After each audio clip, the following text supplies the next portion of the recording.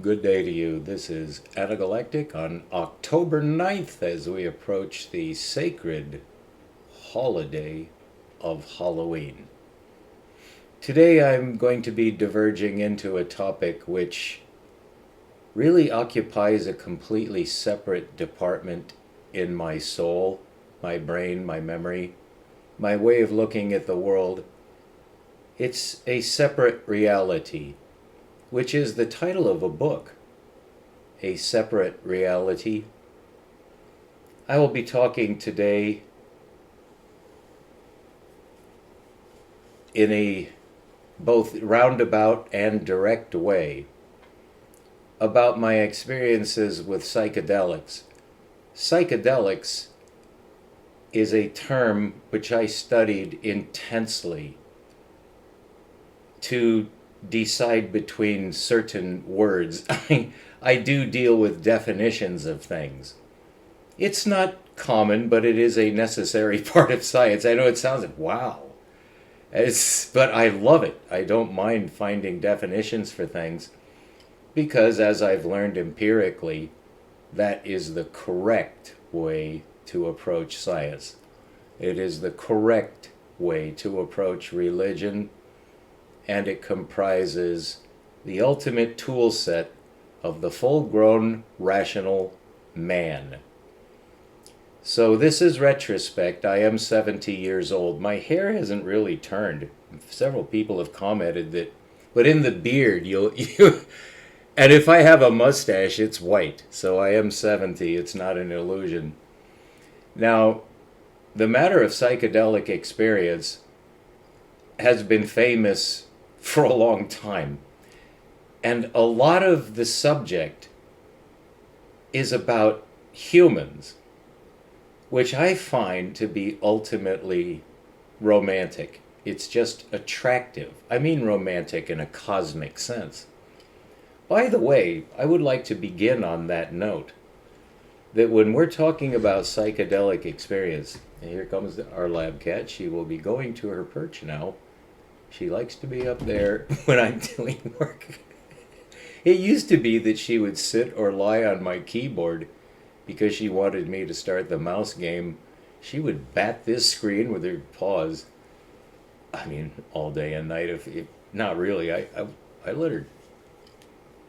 She'd go for about 40 minutes sometimes. I'd actually take a nap and she'd still be. I could hear whack, whack, whack, hitting the birds or the mice on her little game show. And so she associates this area with fun and pleasure. When we were first getting to know each other, she's the chocolate cat.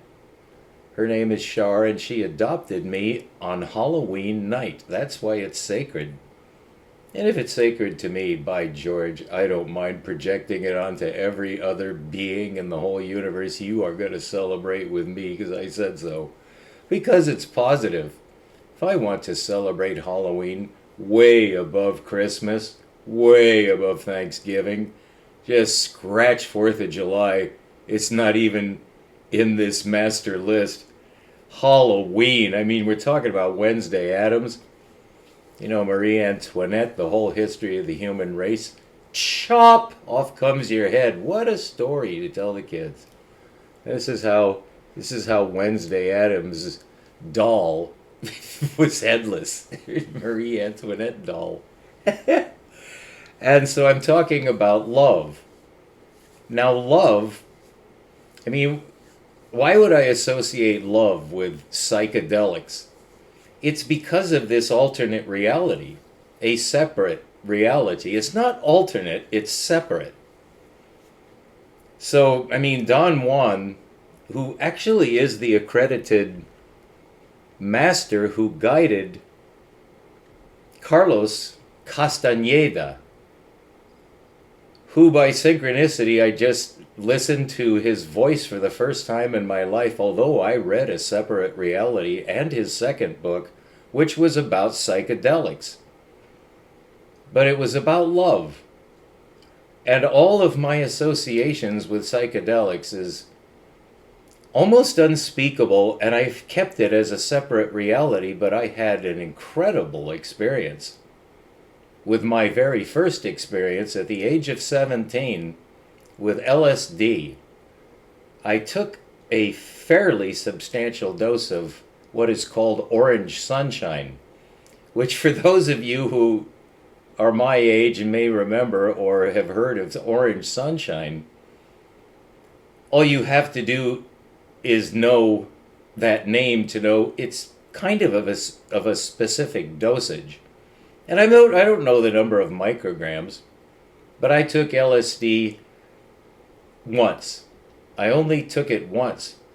Although I did drop some acid, I believe 3 more times. I know I took it twice more, but the problem that I had with taking it 2 or 3 more times over the next few years is that I don't remember any of it except that it was boring.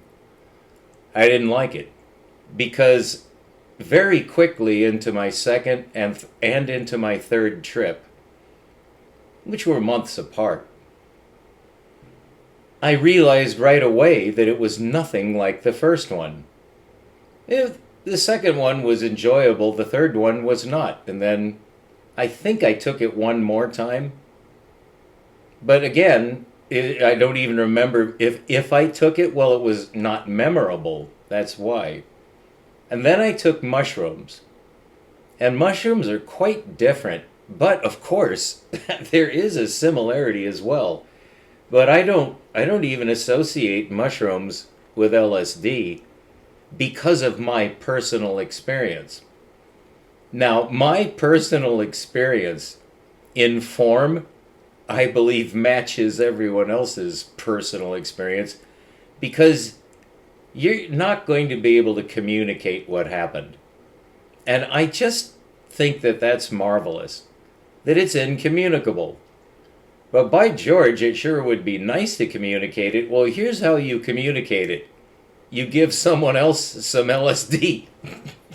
And you're communicating it. That's the only way to communicate it. Drop some of this.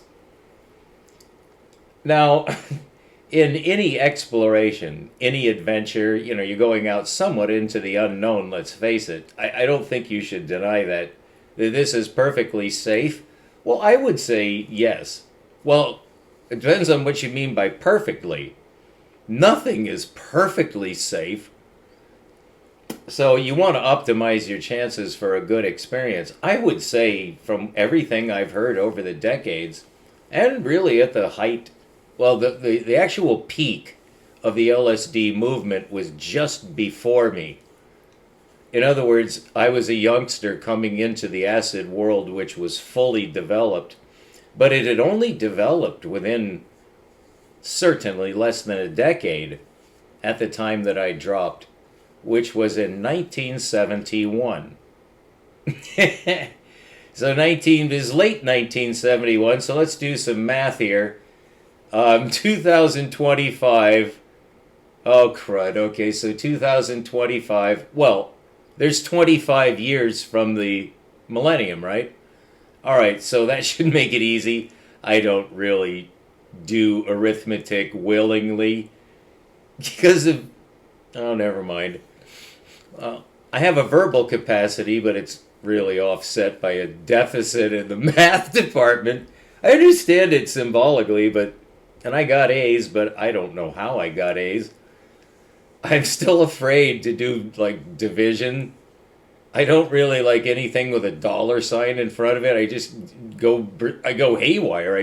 I make the most elementary errors in arithmetic. It's not really even mathematics, it's just the mechanics. But anyhow, 1971, that'd be 29 years to the millennium. So 29 plus 25 is 54. So I was off by, I said 53 years ago. That was when I graduated from high school, was 53 years ago in 1972.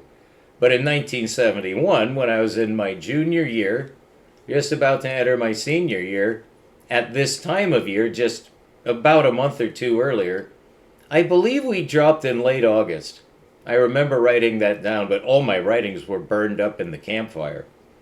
So I can't consult, or I wouldn't be able to look it up anyway. I've had crates and crates and crates filled with writing. It just disappear, these mountains of completed works and notes. I write every day.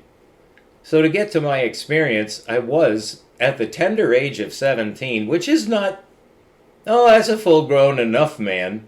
Oh, people have gotten on psychedelic trips much younger than that. But 17, I would say, is just about right. Whatever that means. I mean, there are such things as, not so good trips. Very rarely resulting in any, I would say, tragic. No, there's overwhelmingly positive. I have nothing against psychedelics at all. But in anything that you undertake in the way of an adventure, you are going out into the unknown in some sense. You should have some guidance. That really is the responsibility of the prior generation. For the children, such as myself, of whatever age, you have elders that should be looking over you.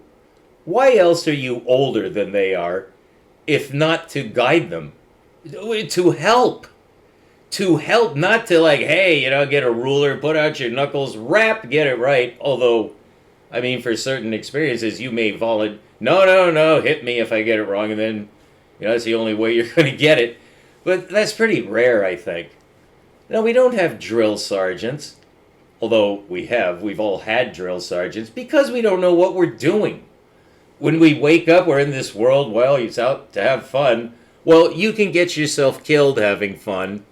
If someone doesn't tell you about quick-moving vehicles, funny-looking trucks with open doors and funny-looking men inside, you got to be aware of what you're doing. It's very simple, but if you don't do it, your odds of having a bummer go way up. Because it's so low to begin with, anything over 0 is unwelcome. It's like, what are the odds that my parachute won't open or something is going to go wrong when I jump out of the airplane? And the answer should be nothing. Nothing can possibly go wrong. Otherwise, don't jump. But we do in certain sense. Really, it's less than 1%? Well, then it would depend on what the penalty is. If it's 1% of the time, like you're the 1 out of 100 where the parachute doesn't open or something malfunctions. Hey, you trip as you're going out, you start to tumble, and the thing opens by itself and gets tangled into your face. Well, you're probably going to plummet to your doom. Well, maybe it wasn't worth it doing that. You do have to weigh the odds. Well, with dropping acid, I would just say, in general, be sure of what you're doing. Do I have any specific advice? Well, I might. But I never have, except for one piece of advice that I would give to anybody about just a lot of things. This covers a lot of categories. Oh, I'm thinking of taking acid. Hey, Great Uncle Sam, my nickname here. Hey, Great Uncle Sam, the elder. I'm thinking of dropping some acid. What would you advise me? I don't know how commonly this might happen, but I did ask around, sure. Well, I knew what I was doing. I had been studying LSD for a number of months after reading the electric Kool-Aid acid test, which is about LSD, but it's actually about people. And it's actually about having fun. And I ally fun with love. Fun is like the love that we have with and in the universe. It's a universal expression of love. If you're having fun, I have no advice to give you. If you're having fun, now, of course, you see, again, you need a little bit of guidance in the sense of knowing what you're talking about at least. Well, do you know what you're going to be doing when you drop the tab of acid? Just tell me what you think is going to happen, and then I'll advise you. And then I'll listen with one ear. Well, I guess, it's going to come on within like 20 minutes to a half an hour. Maybe hallucinations and a change of mental psychic experience is what I think is going to happen. Okay, yeah. I wasn't even listening. It's like, whatever he said, just good. I mean, good. Good. Because it's like, well, duh. I don't know. I'll just take 3 or 10 and just see what happens. I'll go for a drive. No, no, no. And then my advice, what's my advice? Be out in nature. Be at the beach, be in the forest, be where you like, but do not be indoors. Because why would you be indoors if you have a choice between indoors and outdoors? Why are you taking it? Well, I suggest you be outdoors because you're going to find out a lot more about why you're taking it than if you're indoors. But here is where personal experience varies wildly, as you would hope. The experience should not be identical for everybody. It is and it isn't. So what is the identity? Well, that's what McKenna, a man named Terence McKenna, was talking about. And of course he wasn't the first. Right before him was Timothy Leary and Alpert, who became Ram Dass. And before that, Aldous Huxley. And before that, pretty much all the tribes of Earth have had experience. Oh, in South America is where McKenna went to find out about it. It's not just LSD. LSD is just the synthetic, well, it's just a chemical, but it has an effect that's quite pronounced. And it's good. Oh, there's no question that LSD is good. The reason it got some bad names at certain times is the same reason every good movement gets a bad name at certain times. It's because of inevitable human variation and environmental variations, which force change according to the I Ching, a book I consider to be holy. For that reason, that it talks about the aspect of life we're not accustomed to looking at. Well, that's one reason you take a psychedelic, is to get in touch with another part of reality. It's not to escape reality, and you better not have that attitude. If you want to escape reality, coffee, beer, cigarettes, all forms of tobacco, oh, there's plenty of ways to escape reality, but you only need one: alcohol. Then you can escape reality with the usual penalty. Is there a penalty for taking a psychedelic? According to the rule, there would have to be, but I wouldn't call it a penalty. I don't see anything bad about psychedelics. It's a positive experience entirely. Alcohol has a penalty. Tobacco has a penalty. Caffeine has a penalty. It takes a very minute toll on your body, so you should regulate it carefully.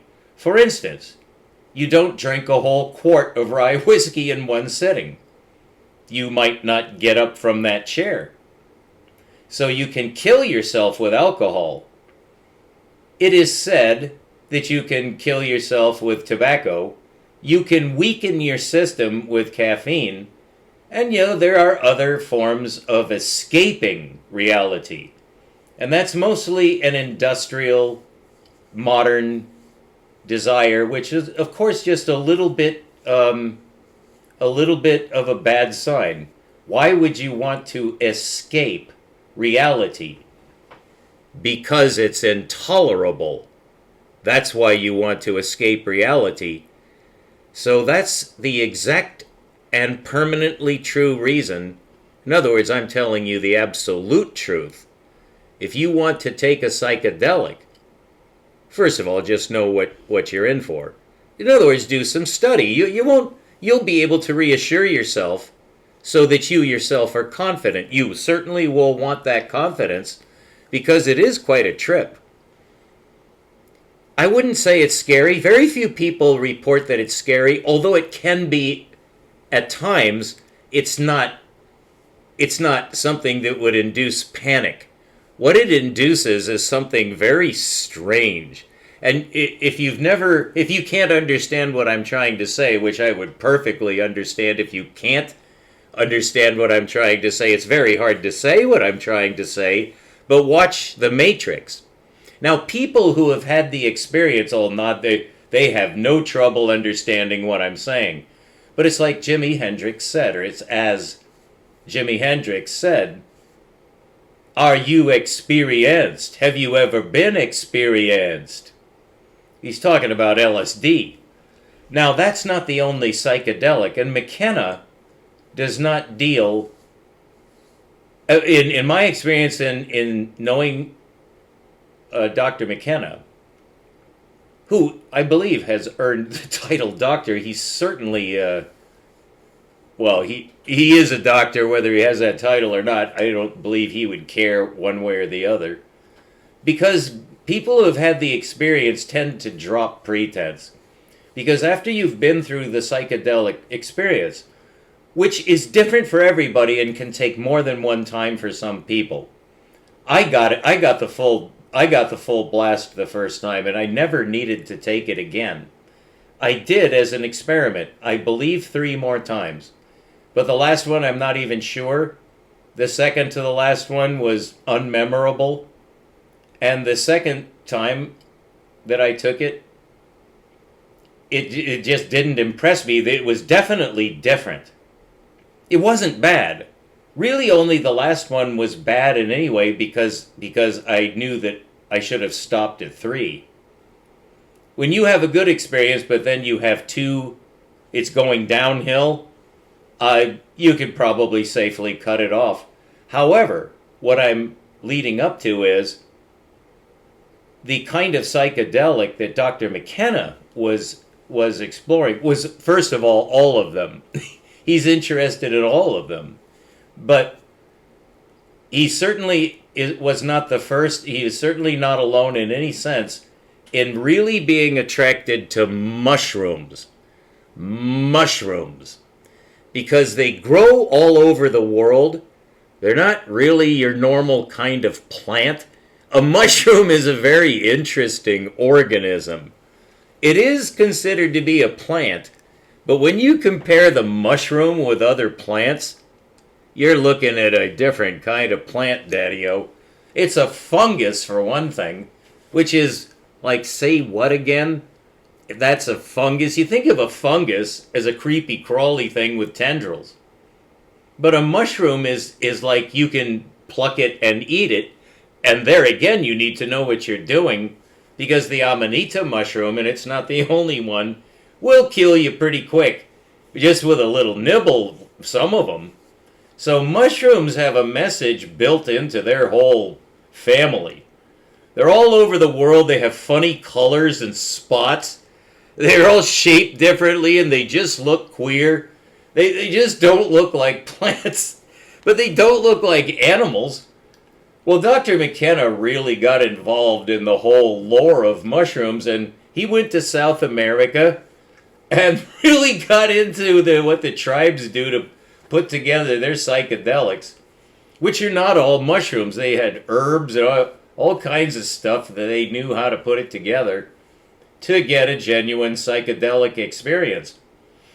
But it turns out that if enough people, like in a society, just somehow agree that, part of our culture is just eating these mushrooms with, a certain science attached, and we just get high on these frickin' psychedelic mushrooms, well, it really affects the culture, and it's very positive. It's very positive. Now, I've been reading about the war against religion lately, and the only reason I mention that is because there was a war against, well, really there has been an ongoing war against anything that benefits humanity. Like, religion is supposed to be about love, peace, sharing, and we're all going to be happier. Well, of course, in the human equation, it turns out it's cutthroat, everybody hates each other. Oh my God, how did this happen? Well, there's all stories behind it, but it's no longer fun. Well, it's the same thing with psychedelics. No, you take those psychedelics, you're going to prison. Let's see you have a good trip in prison. It's like, for Christ's sake, why would anybody persecute someone who wants to change their consciousness? Well, governments are notoriously cruel. just notoriously cruel. And the United States government is certainly no exception. The United States government has been so schizophrenic in its history. There's no question the United States government has done some things well.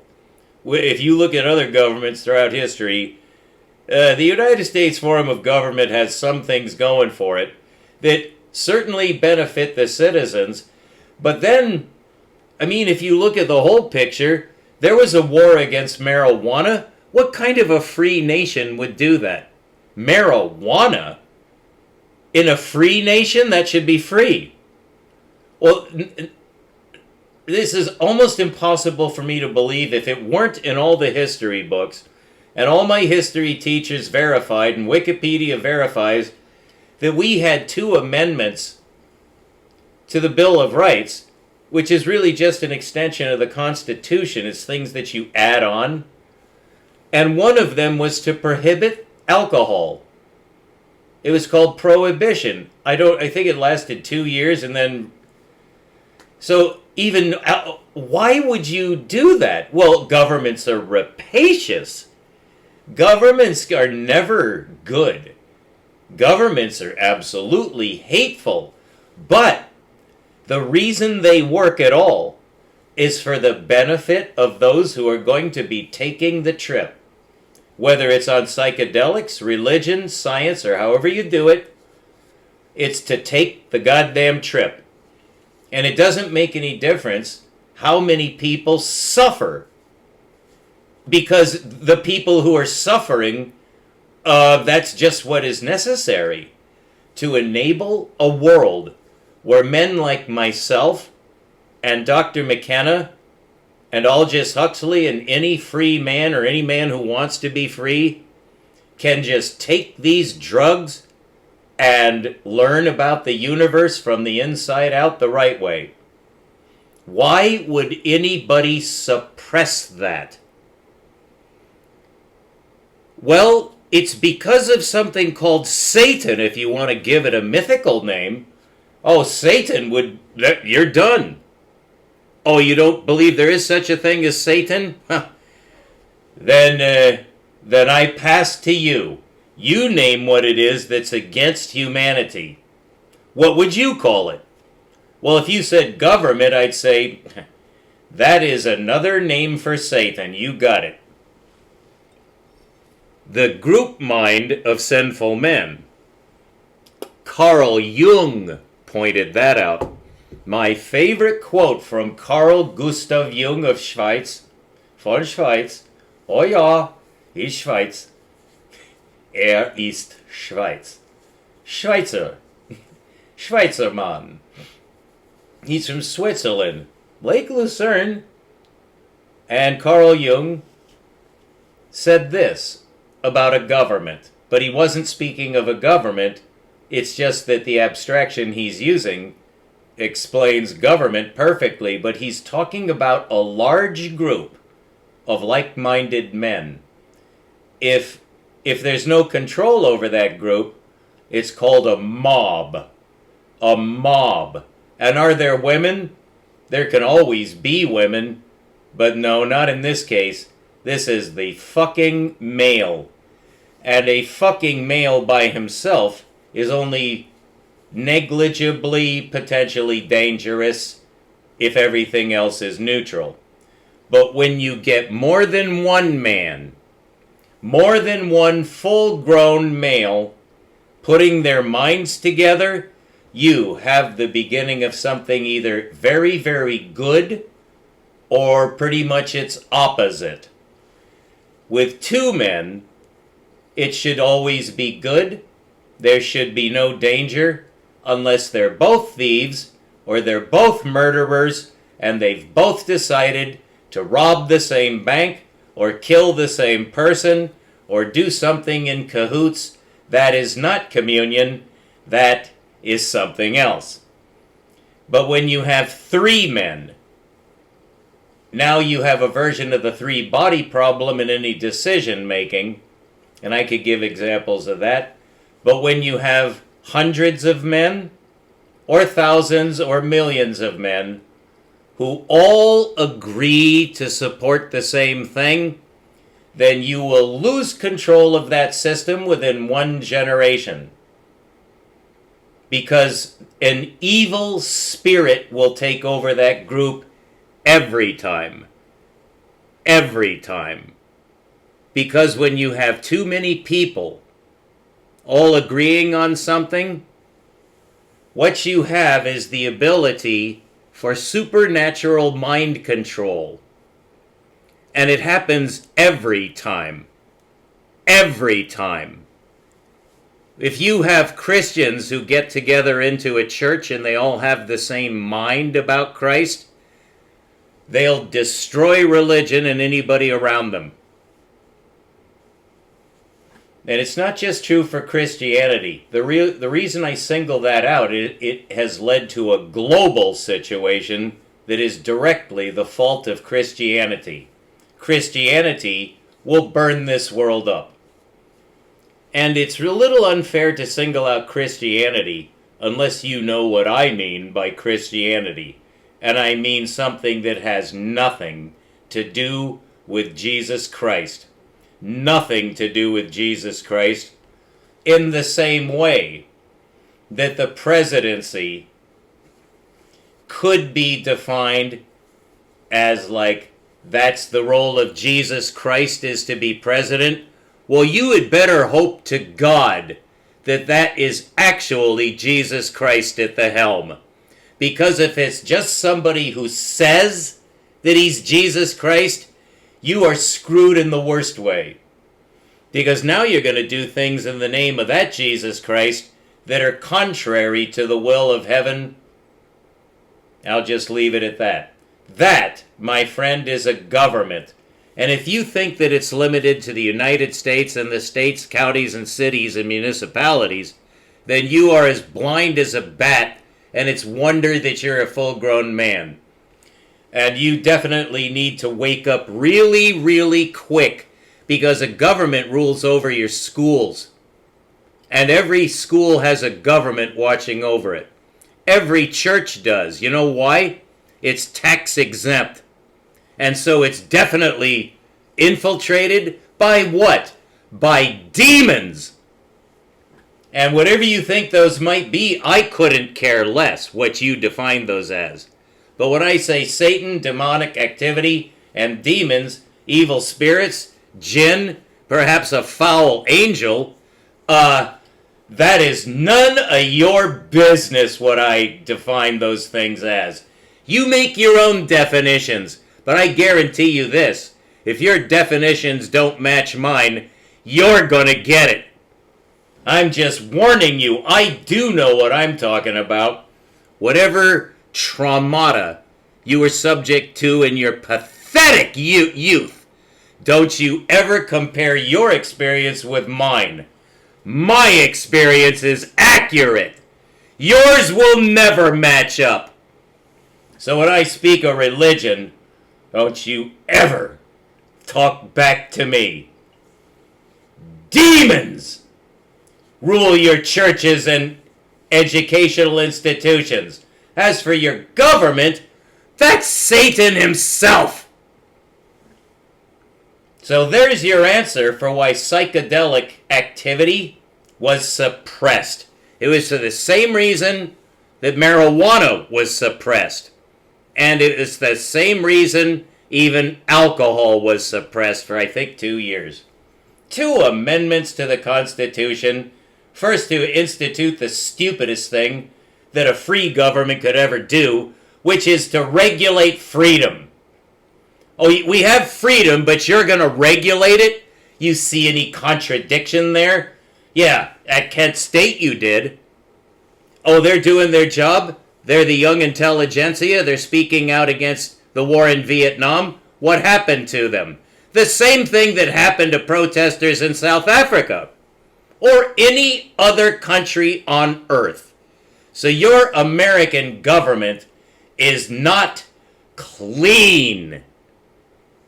And that's our introduction to the psychedelic movement that began in the 1960s and then became famous first with Dr. Timothy Leary, I believe of Harvard, and his associate, Alpert, who changed his name to Ram Dass and wrote a book that I saw on so many coffee tables. I believe it's called Be Here Now, which is quite a good exercise. It's kind of a Zen koan to be here now. What happens if you do that? You can induce a partial psychedelic experience, and I'll show you how. Without the use of any psychedelic drugs, you can get yourself dizzy. This is like forcing yourself to get dizzy on a merry-go-round, but it can be done. The way a child learns how to do this is by trying to imagine the edge of outer space. You can't do it because you'll get vertigo. Your body will shut that down because you're approaching the limit of time. You're actually spinning outside of time, and if you keep going, you'll lose your fucking mind because you won't know where you are anymore. And you could say you could wake up out of that, just don't move. Well, you might not. Well, that's what your body is telling you when you try to picture the end of the universe. You're not going to get far. You're not going to get close to infinity. You're never going to get close to infinity. Well, you can kind of get dizzy trying. I can try. I can see past the. They just stay that way. You start drooling. They take you away in a net. So there's another way you can do that, and it's for adults.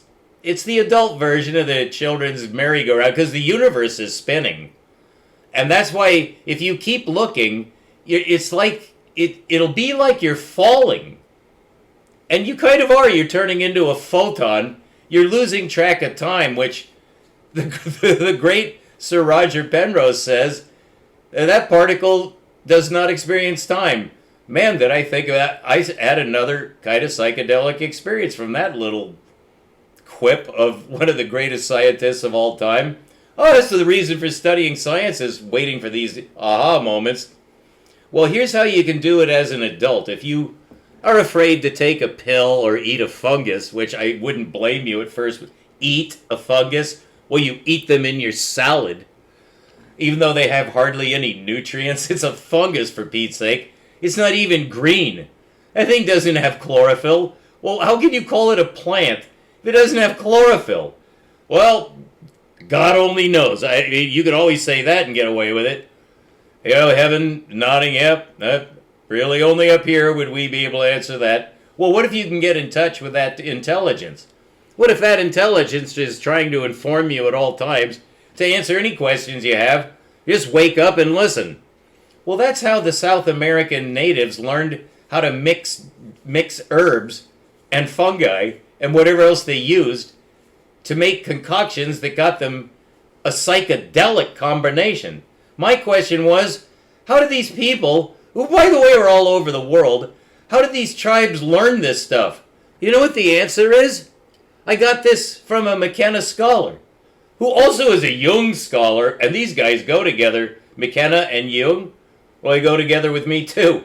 It's hard to see why at first, because Jung would never take a psychedelic, but he sure observed a lot of people who were having schizophrenic experiences, which is kind of similar, because you're going to an alternate reality, a separate reality.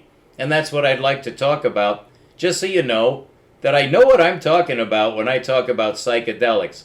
And why do I want to bring it up? It has to do with religion. In my correct definition of religion, which I believe I'm qualified to assert now, religion has to do with love, correct? I would say that's a fair statement. You're kind of narrowing it to an emotion. But God is love. I think nobody would disagree with that. Whatever God is, he's certainly at least love. That's a very positive insight, by the way, into supernaturality. It's good. And if you say it's he, she, or it, or they, I mean, I really don't care how you go about mythologizing, what you experience. But if you say that whatever you're experiencing is love and it's good, and you're happy, and you'd like to share that, I'm willing to go along as hard as a scientist can with you. I mean, you're having fun. It's love. You think it's love. Well, don't look at me for criticism. I'm not here to judge, but I would be happy to hear that. That's really my opinion too. It's all about fun, and it's all about love, whatever that is, but it's really about the cosmic experience. And the cosmos goes both in and out. So there's going out. So but there's also going in, and you know what that going in can be translated to? Instead of looking out and blowing your mind with, oh, I guess it goes on forever, you can look in, but don't think of it as spatial. You're looking in to get a moment, which is momentum. Moment and momentum are very closely related. But you know what momentum is not? It's not position. And position is what you need for stability. Motion is what you need for travel. And when you take a psychedelic, you're not going to be stationary. You're going to start to move. And you're going to feel it. And boy, is it fun. I mean, I know an 11-year-old girl, the sister of one of my best friends, and we dropped acid together. Yeah, he was there that first night. Yeah, was Frank there? I guess, I'm not even sure Frank was there. No, yes, Frank was there. And it was his sister, who was only like 12 years old, and he told me I offered Jenny a tab of acid, and she took it, and I asked her, how's it going? And she said, he asked her, do you like it? And she said, who wouldn't like this? That's true. There's no reason to fear it. I mean, it's fun. But, there are ways of increasing your ability to capture. People have varying experiences largely due to their setting. And if you're in nature, I guarantee you, as long as you're safe, there's no bees or ants, you're just in a nice, safe place. Maybe your own backyard is far enough, but you're outdoors. I personally believe that's quite important. That is subject to some difference of opinion, because some people have had tremendous insights, they say, indoors. I have no reason to doubt that. Because there's no... Well, the only reason for being outdoors is the obvious reason. It's more natural. You're under the sky. You're on the earth. You're not in a cubicle room. You're not inside of a box. We don't think about that as being, some kind of tremendous, like, I'm inside of a box. No, you're grateful we're out of the weather. We're out of the mosquitoes, the rain, the wind. No, we're perfectly comfortable with living in boxes, yurts, tents, cones, anywhere where we're out of the wind and the insects can't get in. You stay warm, you have places to store things, you sleep there. You don't normally do that outside, so we're comfortable either way. So why would you prefer to be outside for a psychedelic experience? I really don't think I need to say why, because it's obvious why. That's where you need to be. I'm just telling you, do that. Don't take it indoors. Not because it's a don't. It's not, I'm not warning you like, oh my God, don't take it indoors and listen to stereophonic music. And keep warm and maybe have a sip of wine too. You'll have a blast, I'm sure, indoors. But I'm saying, if you're not outdoors, I don't care what your experience was like, because I'm not listening, because you were indoors. I don't care what you saw, felt. I'm not saying I'm against it. I'm saying when you're outdoors, you're going to get the real thing. And no other way. You have to be outdoors, is what I'm saying. And you see, I've changed my tone because I don't want to sound like I'm telling you something you don't want to hear. Oh, he's saying It's wrong to know. I took it indoors the second time, and I really enjoyed the music. Oh, it was good. But you know what? Compared with being outdoors, it was not worth it. Because of the comparison. The experience itself was pretty close to being supreme. But I didn't want to do it again because I felt like I would rather be outdoors. So why didn't I do it again outdoors? You might ask that question reasonably, I would say. I don't know why I never did it again. I only did it once. Well, the reason I told myself over these decades why I've never done it again, I don't need to. I have never forgotten what happened. I can piece the whole thing together, and that's what I'll attempt to do in cooperation with talking about Dr. McKenna's experience with psychedelics and with South American tribes, and hear what he has to say, which this man is highly respected. We're going to go to Esalen. He gave some talks at Esalen, which is where I got to know him. I was there at Esalen in the grass listening to him from the comfort of this chair. The Esalen experience, I was too young, way too young to get in on that. But the generation that's now pretty much off the earth now, 10 years in advance of me, oh, they know McKenna. And the younger generation, like half my age and less, they know McKenna. Oh, that's very good. I did not. I only found out about McKenna within the past 2 years. That is, I started hearing his name. It was only really within the past year that I started listening to him speak. And now I have his book. It's about his experiences in the world of psychedelics, which I say is the world of love and fun. It's the world of love and fun.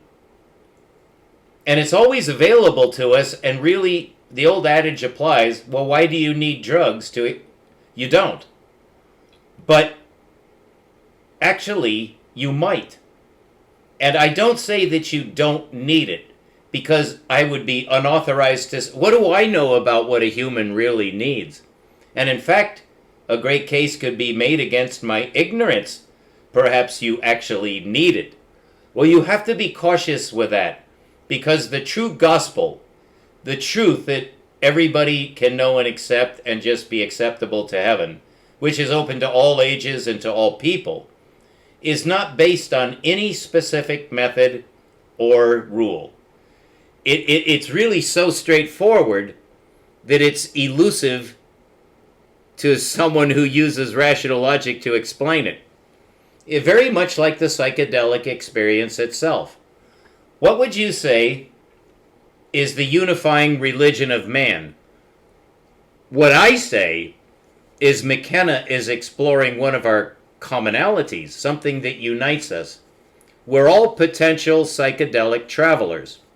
And a strong case, a very strong case can be made that that's really something that every human being needs.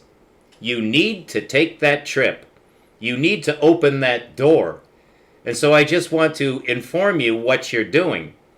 You're doing what I can tell you you can do anyway, but it's easy to say, it's not easy to do, but I'll tell you, there are methods open to you right now. I could just tell you some methods.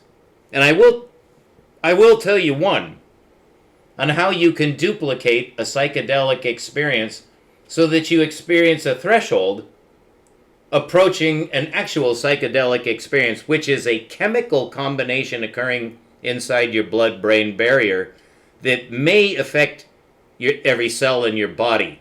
We're not quite sure, because the effects of a psychedelic drug or psychedelic drug combination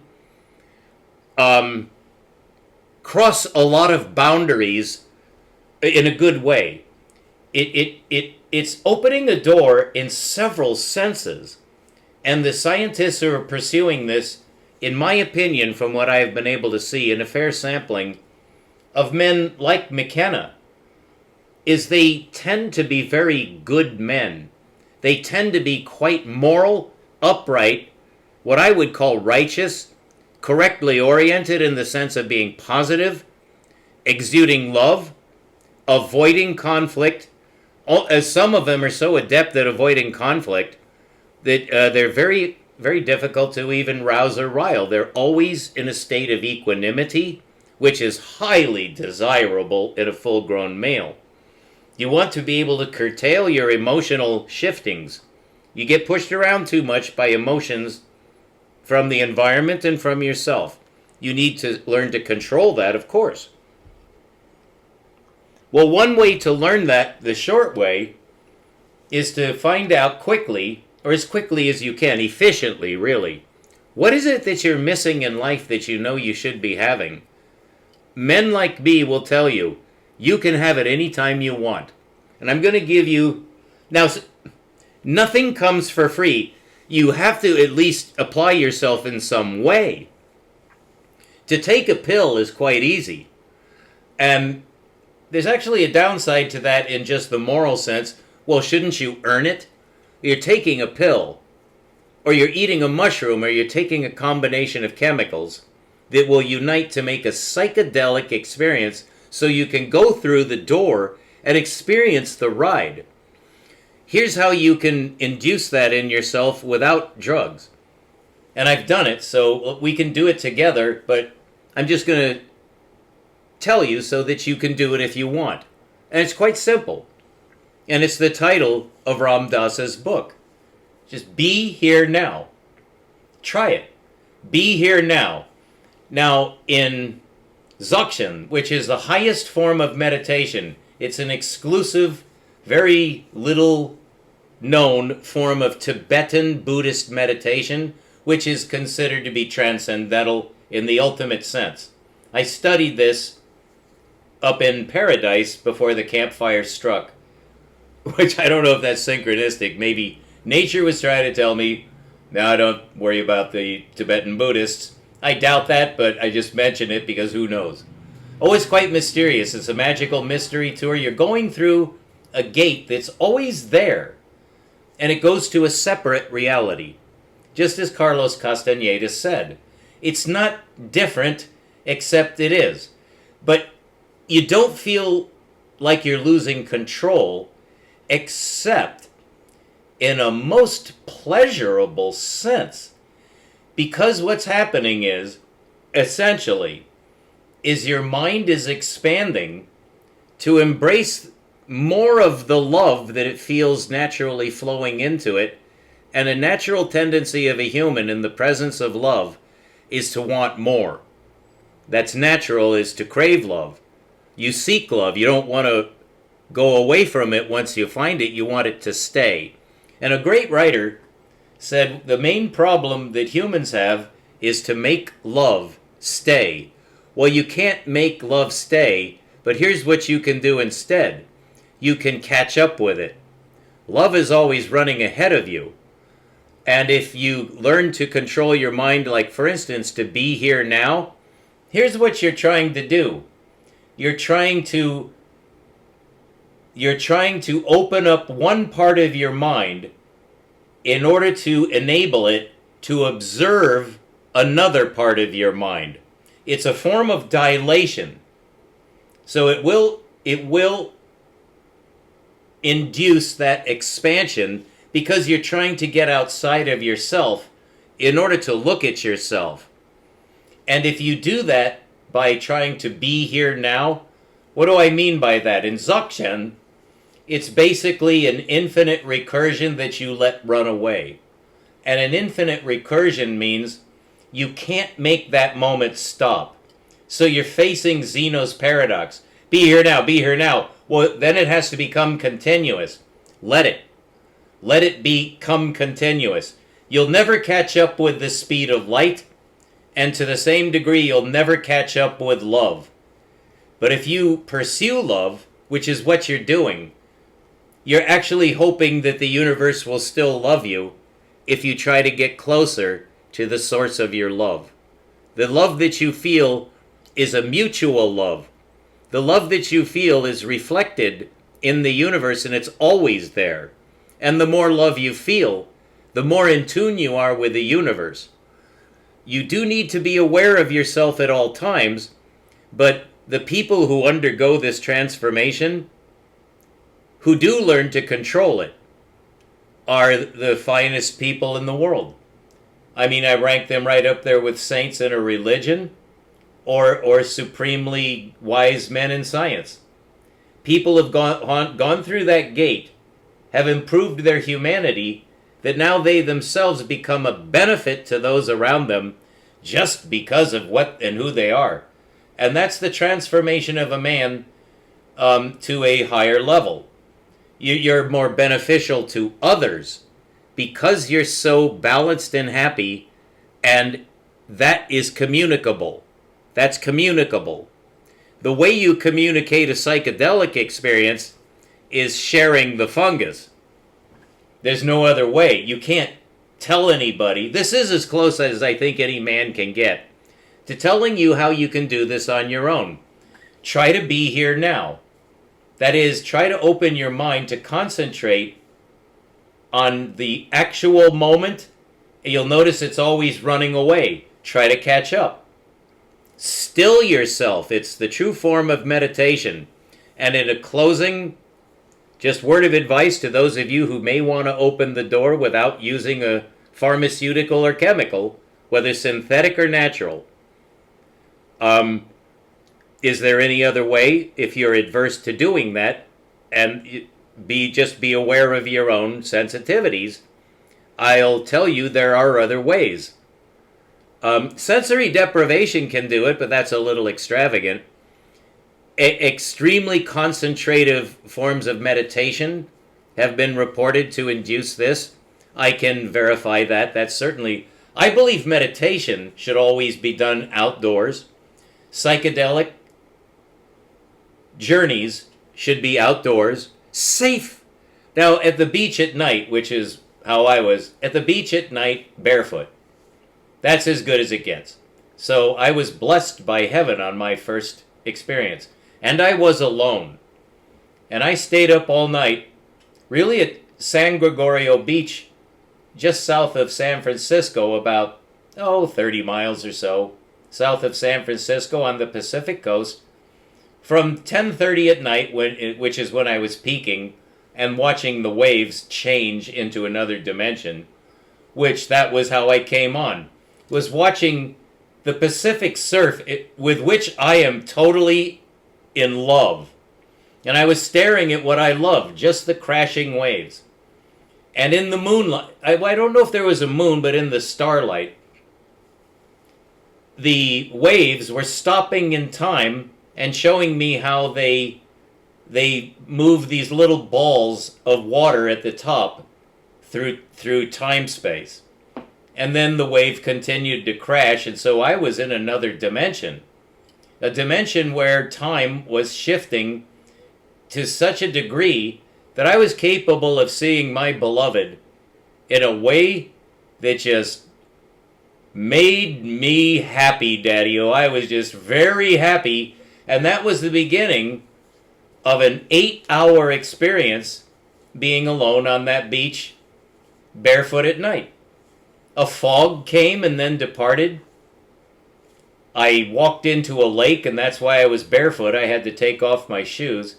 I was just ecstatic the whole night. And one time I was scared. I went to get my wet shoes just to see where they were. I had stowed them in a sea cave. But the night and the waves and just everything shifts subtly. And when I went back to this cave, I heard something like goblins in this cave, and I was scared. It's probably something instinctive, like you go into that cave, you'll be swept by a wave and crushed. That wasn't, actually the waves were very far away, but it was wet in there. And so I got scared, and I ran all the way across the beach barefoot with my heart just beating. But I was still elated. It's like a child being scared, I don't know, maybe but not scared to terror, but just scared to excitement. you know? And the whole night was great. The fog came in. I started digging in the sand and found there were luminous plankton. So I made an actual planetarium with my head in the sand, just looking at these glowing pieces of quartz that had luminous plankton that were shining like stars. As a true phenomenon, they actually do this. You have to move the sand, and then they shine, and then they fade. You have to stir it, and then you have to dig the hole. So it was quite a night. And then when the sun came up, I had my second shock. I thought that I was starting to hallucinate. And I was actually a little bit worried because I didn't know what was happening. And what was happening was the sun was rising in the east. And I was starting to see the outlines of the coast, which had been, of course, pitch black all night. And then I was starting, and it took me a good minute of just standing there, just going, just don't freak out, don't panic. That's a very good word of advice. There's very little need for panic. When panic ever you think you're going to panic, you won't. You just don't. And then the danger passes. The worst thing you can do is panic because you lose control of your higher faculties, which if there really is a threat, you need your higher faculties. You don't want to panic. That's the worst thing you can do. Just face whatever you're fearing until it resolves. Don't be afraid. If there's something to fear that you need to panic, your body will do it without your mind. You'll turn and run like I did from those goblins. I didn't think about it. I turned and ran and thought later when I got to the other side of the beach. And so, you can have that experience too. It's like going into the haunted house. Well, you come out of the haunted house. You're not crazy. You're not terrified. You're kind of, hey. Then maybe you go back and do it again.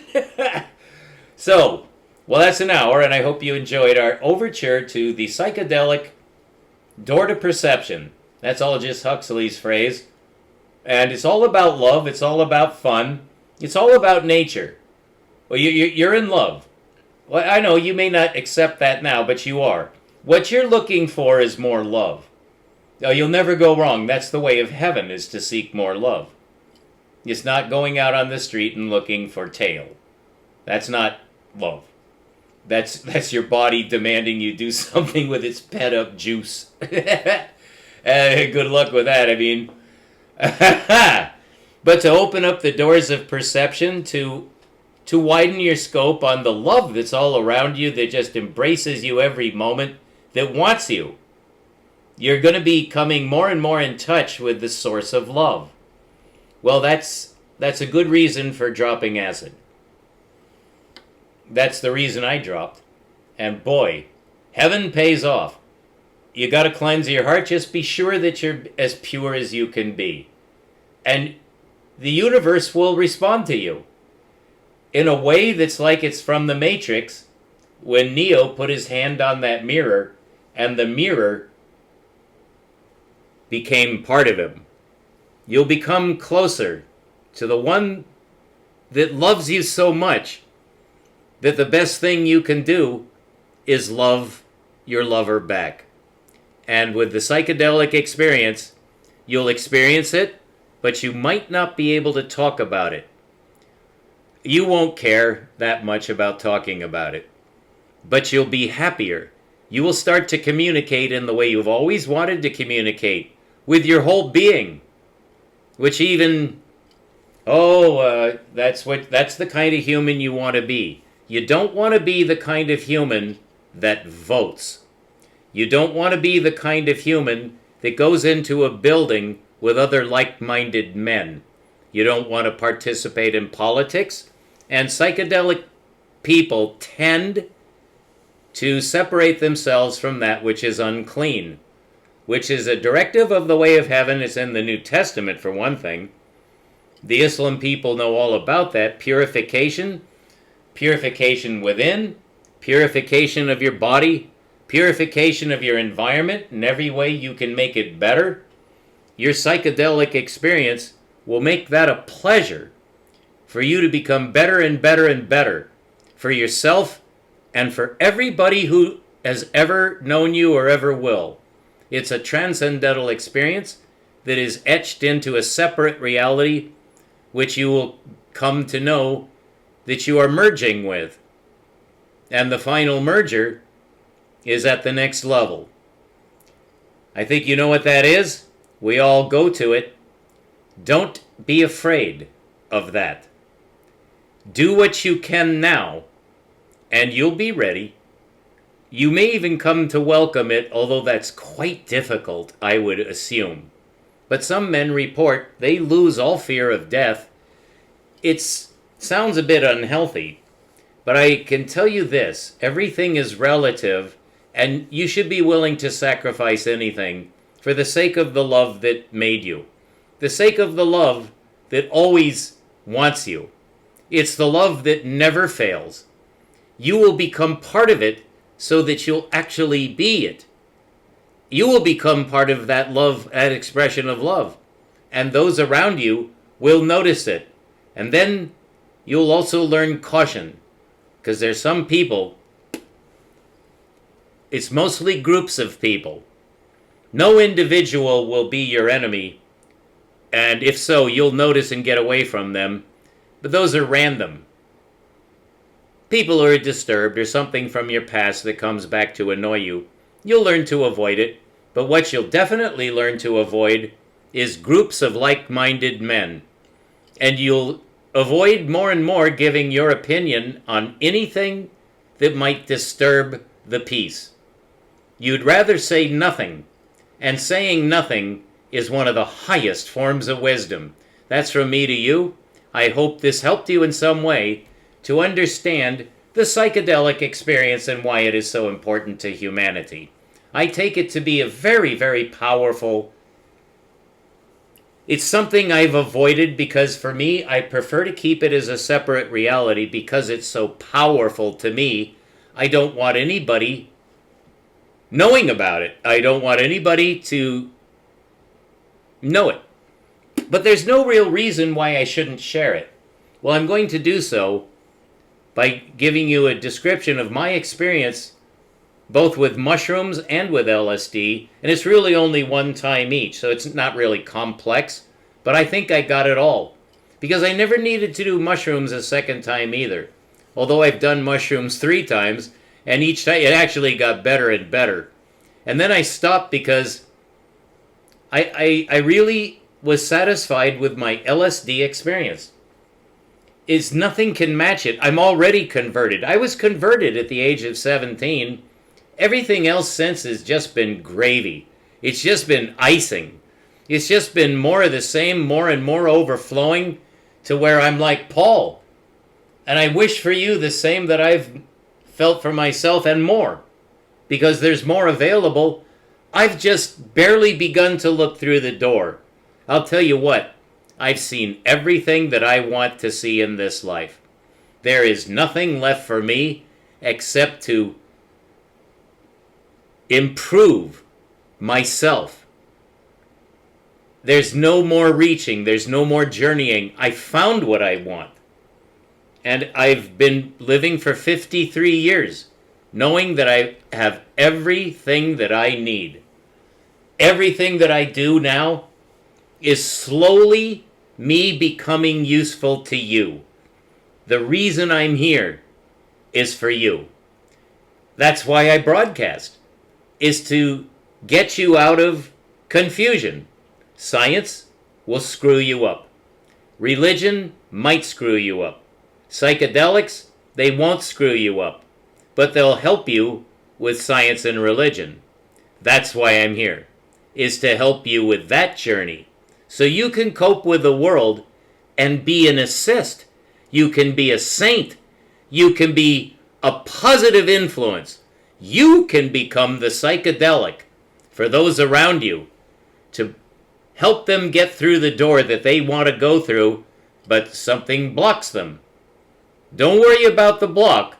Just worry about being the best you can be to help others. That's a 70-year-old man summing up his life experience. Boy, what a ride. It's really, every day, it's just like it's beginning again. I really enjoy making these broadcasts. That's 1 hour and 10 minutes. Keep looking up. We have a full moon waning, And by the time of Halloween, we will have passed through a new moon.